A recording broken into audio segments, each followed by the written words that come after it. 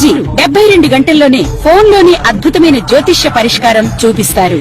నమ్మండి, నమ్మకపోండి, ఇది నిజం. శ్మశాన కాళి రుద్ర చౌడీదేవి ఆరాధకులు నంబర్ 1 వశీకరణ స్పెషలిస్ట్.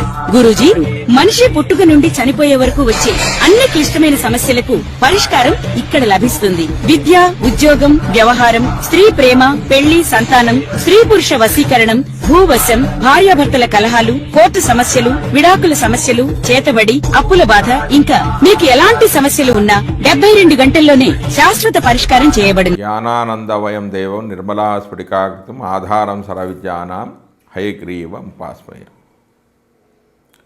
అర్ధకాయం మహావీరం చంద్రాదిత్యవివర్ధనం సింహికాగర్భ సంభూతం తం రాహు ప్రణమామ్యం. ఫలాచ పుష్పసంకాశం తారకాగ్రహమస్తకం రౌద్రం రుద్రాత్మకం ఘోరం తంకేతుం ప్రణమామ్యం. మనం ఇప్పుడు ఈ వీడియోలో రాహు కేతుల గురించి తెలుసుకుందాం. 12 రాసుల వాళ్ళకి రాహువు ఎక్కడుంటే ఎలాంటి ఫలితాలు వస్తాయి, కేతువు ఏ రాశిలో ఉంటే ఫలితాలు వస్తాయని నేను ఇప్పుడు నీకు చెప్పబోతున్నాను. ఇప్పుడు నేను కేవలం రాసులే చెప్తున్నాను, స్థానాలు కాదు. లగ్నాతు ఎక్కడున్నాడు, లగ్నాత్ రాహు ఎక్కడున్నాడు, లగ్నాత్ కేతువు ఎక్కడున్నాడు, ఏ స్థానంలో ఉన్నాడు అనేది నేను చెప్పడం లేదు. కానీ మీరు దీనికి లగ్నానికి కూడా అన్వయించుకోవచ్చు.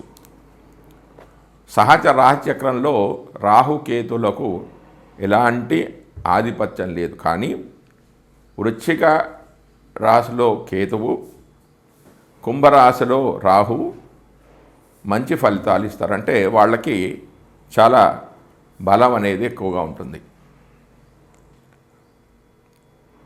రాహువు అంటే నార్త్ నోడ్, కేతువు అంటే సౌత్ నోడ్. ఈ జన్మలకు కారణం ఏంటంటే రాహు వలనే మనం ఈ లోకంలోకి వచ్చాం. రాహు కోరికలకు కారకుడు. వీటి గురించి పరాశర జ్యోతిశాస్త్రంలో ఎక్కువగా వ్రాసి ఉంది. మిగతా నాడి గ్రంథాల్లో అంతగా వివరాలు లేవు. మనం జాతక చక్రాన్ని పరిశీలించినట్లయితే రాహుకి లగ్నానికి సంబంధం అనేది ఉంటుంది. అది ఏ విధంగా ఉంటుందంటే లగ్నాధిపతితో కానీ లగ్నంలో కానీ ఉండవచ్చు, లగ్న నక్షత్రాధిపతితో కానీ సంబంధం అనేది ఉంటుంది. రాహు ఈ లోకంలోకి మనం రావడానికి కారణం.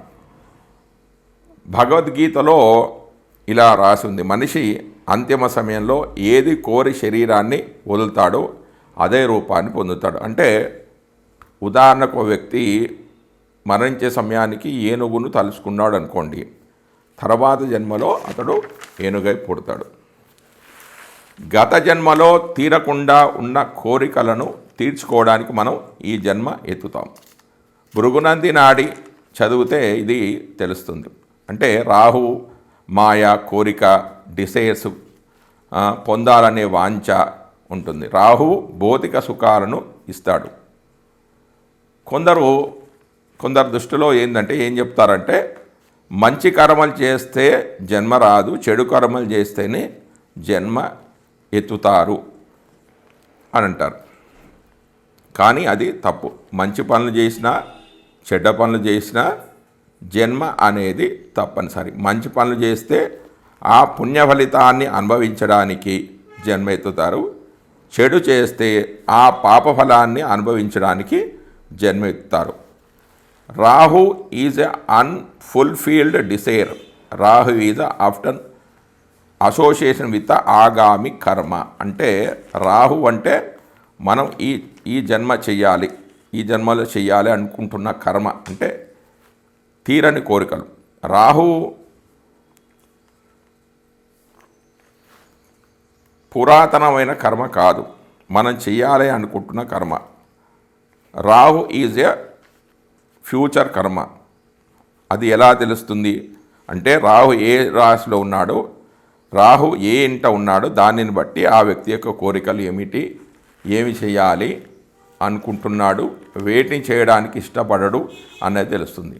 రాహు ఏ రాశిలో ఉంటాడో ఆ రాశికి సంబంధించిన కోరికలు అనేవి మనిషికి ఉంటాయి, వాటిపైన ఫోకస్ చేసి ఉంటుంది.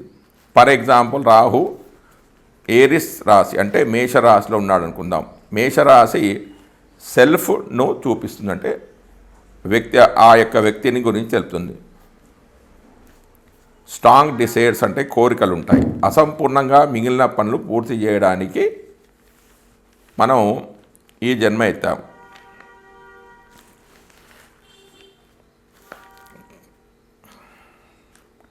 కాలపురుష చక్రంలో మేషరాశి అనేది మొదటి రాశి.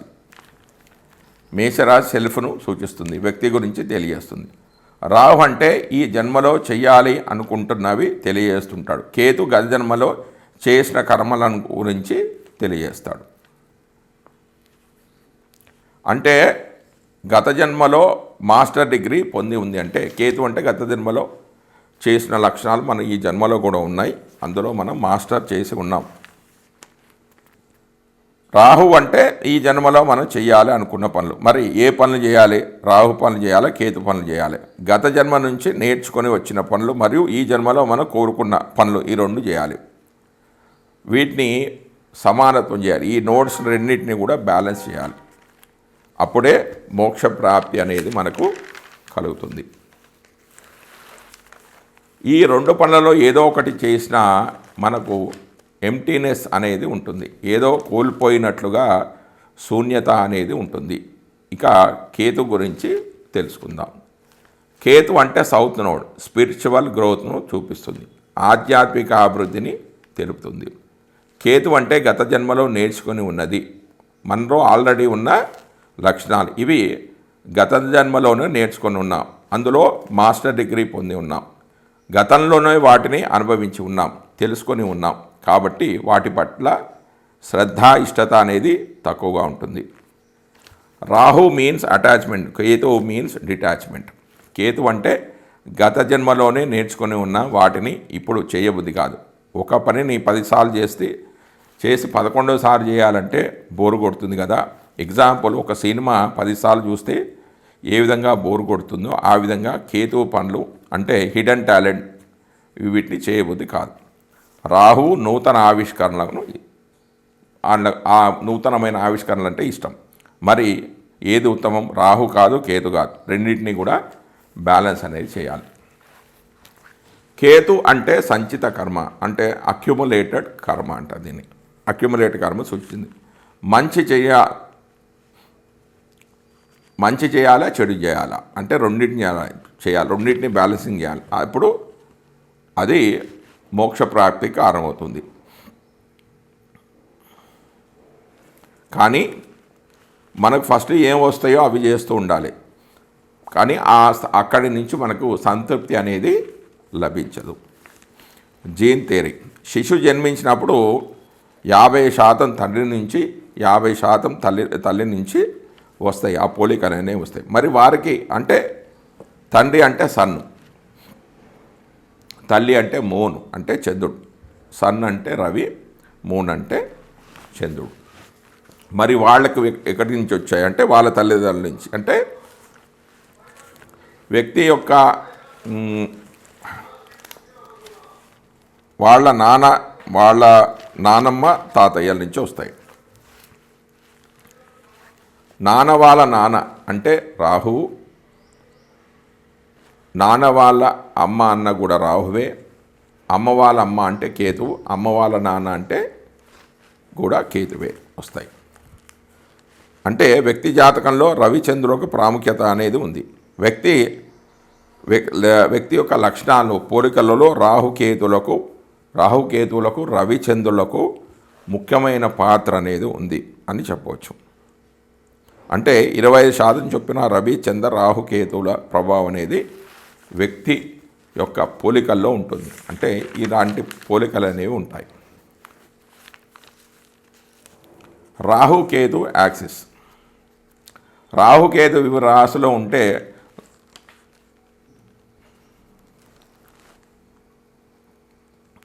రాహుకేతు వివిధ రాశులలో ఉంటే వారి యొక్క లక్షణాలు తీసుకుంటే వ్యక్తి పోలికలు అలవాట్లకు కారకుడు. వ్యక్తి పోలికలు అలవాట్లకు కారకుడు ఎవరంటే కేతు. వ్యక్తిలో పుట్టినప్పటి నుంచి అవి ఉన్నాయి, గత జన్మ నుంచి నేర్చుకొని వచ్చాం. ఒక పిల్లవాడు అదే అలవాటుకు ఒక పని చేస్తున్నాడు అనుకోండి, అది ఎవరు నేర్పించలేదు. ఆ గుణాలు వాడిలో గత జన్మ నుంచే ఉన్నాయి. రాహు ఈ జన్మలో ఏమి చేయాలి, ఏమి నేర్చుకోవాలి అనేది రాహు చెప్తాడు. సరైన కర్మ మోక్ష మార్గాని వైపు తీసుకువెళ్తుంది. ఎంత పేదవాడైతే అంత ఎక్కువ కోరికలు ఉంటాయి, ఎంత ధనవంతుడైతే అంత ఎక్కువగా ఉంటాయి, ఎంత బీదవాడైతే అంత తక్కువగా ఉంటాయి, ఎంత ధనవంతుడైతే అంత ఎక్కువగా ఉంటాయి. డబ్బులు లేవు అనుకున్నప్పుడు డబ్బుల గురించి ఆలోచిస్తాడు. డబ్బులు ఉంటే ఇంకా ఏదో పోయింది అని, ఏదో వెళ్తి అనేది వాళ్ళలో ఉంటుంది. ఇక రాహుకేతులను 2 క్యారెక్టర్స్ అనుకుంటే, Rahu is the character who represent your desires and ambitions in life. ఈ జన్మలో పొందాలి అనుకుంటున్నవి కోరికలు తీర్చుకోవాలి, లక్ష్యాలు నెరవేర్చుకోవాలి అనుకుంటారు. Ketu on the other hand is the character who representative your past experience. గతంలో నేర్చుకొని వచ్చాం. Now in the story of your life Rahu can only shine and successful when Ketu has learned all the important lessons is need to learn. ఈ జన్మలోని కోరికలు, లక్ష్యాలు ఎప్పుడు నెరవేరుతాయి అంటే, గతంలో నేర్చుకొని ఉన్నవి చేస్తూ ఉంటే ఈ జన్మలోని కోరినవన్నీ నెరవేరుతాయి. సంచిత కర్మల నుండే ఆగామి కర్మ అనేది నెరవేరుతూ ఉంటుంది. మనం వివిధ రాశులలో రాహు కేతు ఉంటే వారికి ఎలాంటి ఫలితాలు వస్తాయి? Rahu in Aries and Ketu in Libra. అంటే మేషంలో రాహువు, దానికి ఆపోజిట్ అంటే ఒకరికొకరు సమసప్తకంలో ఉంటారు. తులారాశిలో కేతు ఉంటే వారి లక్షణాలు ఎలా ఉంటాయి అనేది మనం ఇప్పుడు తెలుసుకుందాం. గత జన్మలో వ్యక్తి యొక్క సంతోషం, ఆనందం అనేది ఇతరుల యొక్క సుఖదుఖాలపైన ఆధారపడి ఉంది. పూర్వజన్మలో జాతకుడు తన సన్నిహితుల విజయం మరియు వైఫల్యం ఆధారంగా ఆనందాన్ని పొందాడు. వారిని సంతోషపెట్టడానికి ప్రతిదీ కూడా చేస్తాడు. చేసిన త్యాగాలకు వారి నుంచి ఎలాంటి ప్రశంసలు అంటే మెప్పు అనేది పొందలేదు. నువ్వు నా గురించి ఈ పని చేశావు, ఆ పని చేశావు అని ఎవ్వరూ కూడా తనను మెచ్చుకోలేదు. కాబట్టి మేషంలో ఉన్న రాహు ఉంటే అక్కడి నుంచి 7వ రాశి తులలో కేతు ఉంటాడు. కాబట్టి చాలా కోపంగా, బాధగా ఉంటుంది. సహజ రాశిచక్రంలో 7వ రాశి తులారాశి రిలేషన్షిప్కి సంబంధించిన రాశి, బిజినెస్ పార్ట్నర్షిప్కి సంబంధించిన రాశి. కాబట్టి ఇతరులకు ఏది చేసినా నాకు ఒరిగింది ఏదీ లేదు, నాకు ఎలాంటి సంతోషం అనేది లభించలేదు అనుకుంటాడు. కాబట్టి ఈ జన్మలో ప్రతిదీ ప్రాక్టికల్గా ఆలోచిస్తాడు. కేతువు ప్రాక్టికల్ అనేది స్పిరిచువల్ గ్రోత్ని ఆపేస్తుంది మరియు సంబంధ బాంధవ్యాలను కూడా చెడగొడుతూ ఉంటుంది. ఇతరుల కోసం రిలేషన్షిప్ పాడు చేస్తుంది. నిర్ణయాలు సరిగా తీసుకోలేడు. తన గురించి ఇతరులు నిర్ణయాలు తీసుకుంటే బాగుంటుంది అనుకుంటాడు. ఇతరుల మెప్పు పొందడానికి, ప్రశంసలు మెప్పు పొందడానికి ఇష్టపడుతూ ఉంటారు. డోర్ మ్యాట్ లాగా ఉంటాడు. అంటే ఏమైనా చేయండి, నన్ను మెచ్చుకోండి, పొగడ్తలతో ముంచివేయండి అనుకుంటాడు. ఇన్ఫీరియారిటీ కాంప్లెక్స్ అనేది ఉంటుంది. అంటే తనను తాను తక్కువగా అంచనా వేసుకోవడం లేదా ఇతరులను తనకంటే గొప్పవాళ్ళుగా అనుకోవడం ఉంటుంది. ఎందుకంటే గతంలో ఇతరుల కోసం అన్నీ చేశాడు, కానీ దానికి మెప్పులు కానీ ప్రశంసలు కానీ ఏమీ కూడా రాలేదు. ఇలాంటి వ్యక్తులు ఎవరి ఇంటికి వెళ్ళినా, వాళ్ళ ఇంటికి ఎవరు వచ్చినా తనను పొగడ్తలతో ముంచేయాలని, ప్రశంసించాలని, కీర్తించాలని కోరుకుంటారు. ఇతర వ్యక్తుల పట్ల జాలి అనేది కూడా ఉంటుంది. అయినప్పటికీ వాళ్ళ లోపాలలో వాళ్ళ సంబంధ బాంధవ్యాలు అంటే రిలేషన్షిప్స్ అనేవి దెబ్బతింటాయి. తులారాశిలో కేతు ఉన్నవాళ్ళు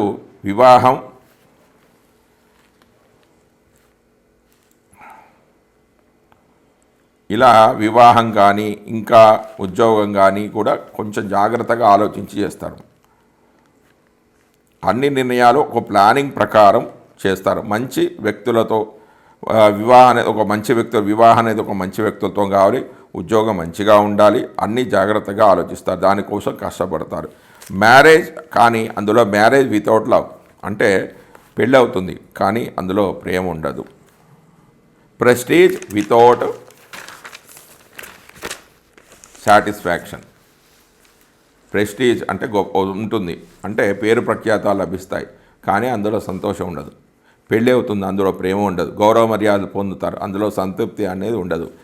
ఎగ్జిస్టెన్స్ వితౌట్ లివింగ్ అంటే అందుకే మనిషికి ఎమోషన్స్ అనేది 20% ఉండాలి, లాజిక్ అనేది 80% ఉండాలి.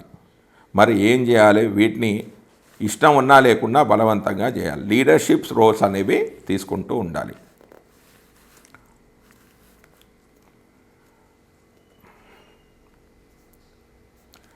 మీకు ఏ పనిలో ఆసక్తి ఉంటుంది, ఏ పనులు ఉత్సాహంగా చేయాలో వాటిని చేయండి. కొన్ని పనులు సొంతంగా చేయండి. ఒక గురువును వెతుక్కోండి, గురువు గారి సహకారంతో ఈ పనులు చేస్తుండండి. సంఘాలు సమావేశాలు జరిగే చోటికి వెళ్ళండి, మాట్లాడండి, ఒక గురువును అన్వేషించండి. గురువు ఉంటాడు, గురువు గారి దగ్గర ఒక బృందం అనేది ఉంటుంది.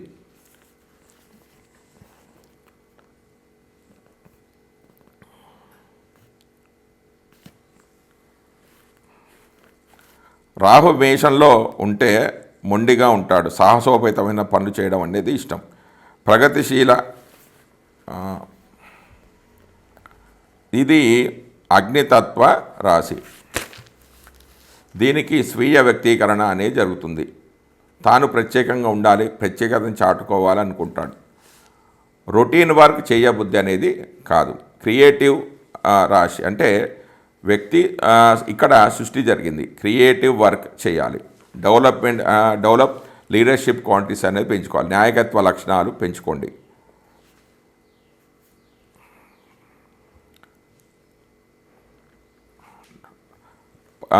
పర్సనల్ డెవలప్మెంట్ కోర్స్ అనేది చేయండి. బాధ్యతలు మోయండి. లక్ష్యాలు అనేవి ఏర్పరచుకోండి. ఈ సంవత్సరంలో ఏం టార్గెట్లు ఉన్నాయి, వచ్చే సంవత్సరం ఏమేం చేయాలి అని చేయాలి. తమను తాము డెవలప్ చేయడానికి కృషి చేయండి. ఈ జన్మలో మేషరాశిలో ఉన్న రాహు, తులలో కేతు ఉంటే ఈ పనులు చేయడం. Development leadership qualities, prepare goals, lift in audio, listen in audios and writing format, personality development classes, scouting and at state and national leader, psychological counselling అన్నవి తీసుకుంటూ ఉండండి.